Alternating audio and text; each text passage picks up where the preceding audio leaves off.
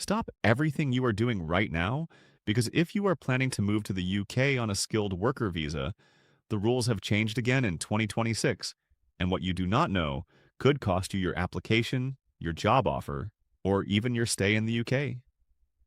So stay with me until the very end because I am going to break down every single change and tell you exactly whether you are still eligible or not. Welcome back to UK Visa Diary, the channel where we simplify UK immigration so you never have to face it alone. If you are new here, make sure you subscribe and turn on notifications so you never miss an update like this one, because things in UK immigration move fast, and staying informed is the most powerful thing you can do right now. So let us get straight into it. The UK Home Office has updated the skilled worker visa requirements again in 2026, and these changes affect thousands of applicants worldwide. Whether you are already in the UK on a skilled worker visa, you have a job offer in hand, or you are just planning your move, these updates apply to you directly. The first and most significant change is to the salary threshold. When the salary threshold was raised in 2024, many people thought it was a one-time adjustment. But in 2026, the UK government has revised the general salary threshold once again. The going rate for most skilled worker roles has increased, meaning if your employer's job offer was based on last year's figures, you need to go back and verify that your salary still meets the new minimum. This is not optional. If your salary falls below the updated threshold, your visa application will be refused, full stop. The second major change involves the shortage occupation list. The UK removed the 20% salary discount that used to apply to shortage occupation roles in 2024, and in 2026, the government has continued restructuring this list through the new immigration salary list.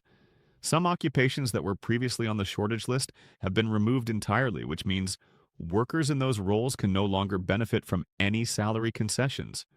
If you were counting on your job being in shortage to meet the salary requirements, you need to check the current immigration salary list right now because it may have changed since you last looked.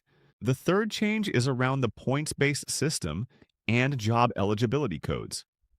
The standard occupational classification codes, which are used to match job roles to visa eligibility, have been updated. Some roles have been recategorized, and some new roles have been added to the eligible list, while others have been removed. This matters because your certificate of sponsorship must reflect the correct SOC code for your role. If your sponsor is using an outdated code, your application could be flagged, delayed, or refused. The fourth thing you must know is about sponsor compliance. The Home Office has significantly strengthened its monitoring of licensed sponsors in 2026. Employers who are found to be non-compliant with their duties risk losing their sponsor license. If your employer loses their license after you have applied or even after you have arrived in the UK, it directly affects your visa status.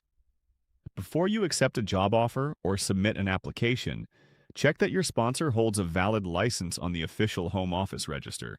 Now, let us talk about the points requirement itself. You still need 70 points to qualify for a skilled worker visa. 20 points come from having a job offer from an approved sponsor, 20 points come from the job meeting the required skill level, and 20 points come from meeting the English language requirement. The remaining 10 points relate to salary, and this is where the 2026 changes hit hardest, because the salary band thresholds have shifted upward across multiple occupation categories. You need to verify your points under the updated salary rules, not the old ones. There is also an important update for people already in the UK looking to extend or switch their skilled worker visa. The Home Office has made it clear that extension applicants will also be assessed against the new 2026 salary thresholds, not the rules that applied when they first got their visa. This is a critical point that many people get wrong. Just because you were approved under the old rules does not mean your extension will be automatic. You must meet the current requirements at the time of your extension application. For those asking about the health surcharge, it has also increased again in 2026. This is the amount you pay upfront for access to the NHS, and it is calculated per year of your visa.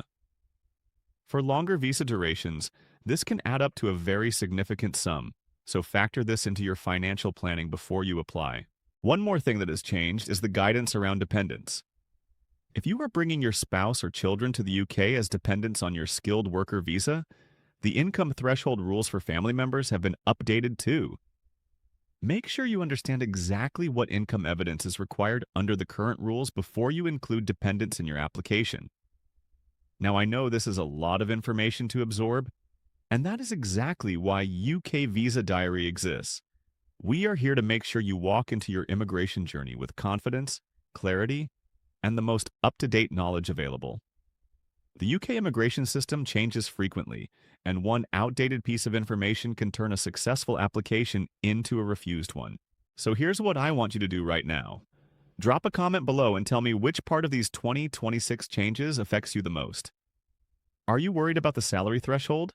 Are you checking your SOC code? Let me know, and I will do my best to cover your specific situation in an upcoming video. Also, if you found this video helpful, please give it a like and share it with anyone you know who is planning to apply for a UK skilled worker visa this year. You could genuinely be saving them from a costly mistake. This has been UK Visa Diary. Stay informed, stay prepared, and I will see you in the next one.